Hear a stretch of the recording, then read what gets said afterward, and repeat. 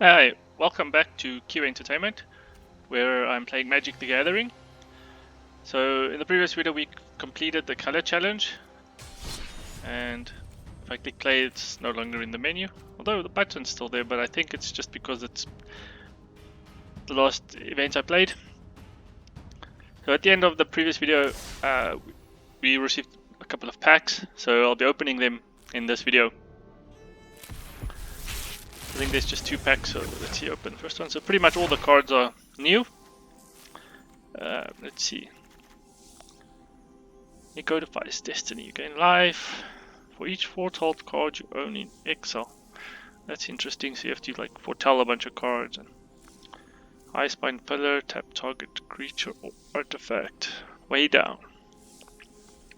Glittering Frost, Enchanted Land, Frostbite. Yeah, this is I remember being on the receiving end of this a bit. In the bit of Magic I played this year before this channel.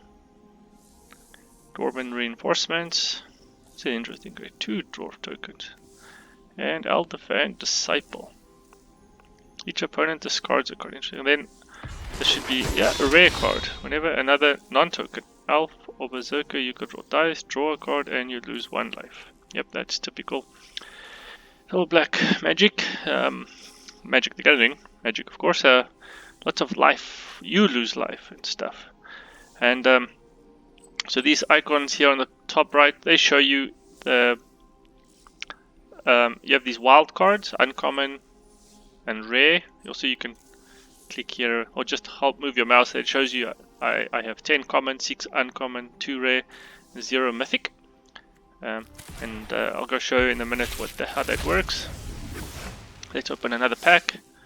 Turgid Shadow. Each player sacrifices 2 creatures. Again, sacrificing. Ooh, Masked Nexus. Maskwood Nexus. Creatures you control are every creature type. The same is true for creature spells you control and creature cards you own that aren't on the battlefield. That's interesting. Create a blue. Interesting card. Crush the Weak. Deals 2 damage to each creature. Wow, this is pretty strong. I don't think I had this card before. Shimmerdrift Veil. So basically this could be any color. This is a good card to have in your deck. Run amok. Target attacking creature gets 3/3. Code Spell Cleric. Horizon Seeker. Grimdrauger. Cool.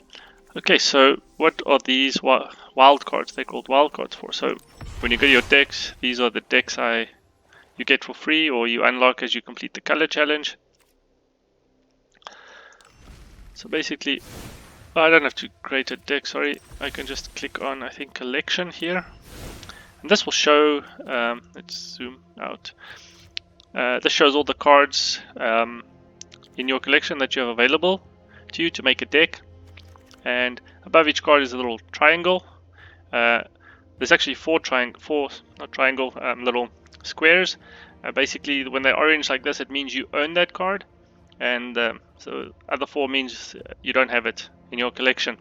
And for example, the lands, you have infinite lands. And how these wild cards work is if you want a card that you don't have. So if I click on this filter and I click not collected, these will show cards that I own as well as don't own. So for example, these like faded cards, I don't own any of them. For example, this Snow-Covered Plains, or for example this card.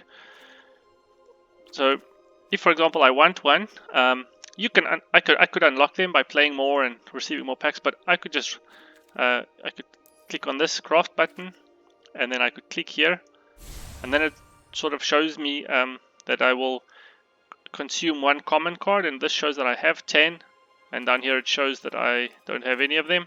And by crafting this, I will receive it. Actually, it says this card is not played in the current standard, but I won't craft this card. Just want to sort of show. Another way is you can just right click on the card, and it does the same. I could I think I can filter to say just show me the standard. So this is historic. So yeah, let's say just see standard cards. So here we go. And basically, the way I understand it is once you want to build your own deck, you pick the cards that you want in your deck and you unlock them. But I won't be doing that for a while until I have a better idea of how to build a deck, how to build a strategy, because as I mentioned in my introduction, when I previously played Magic the Gathering in Arena, this is where I sort of struggled and I got stuck. I reached the point where I was using the decks that they provide. I had a few extra ones. You win more as you go along, but pretty much at some point these decks are not good enough to really be competitive and win events. And when you play these events up the top, these events have prizes and rewards at stake, so people are quite competitive and they build their own decks. And these sort of standard decks are not quite good enough to win enough games. And hopefully where I'll be able to build towards, so I can build my own decks and start being competitive. So that's it for this video. I hope you enjoyed it, and until next time.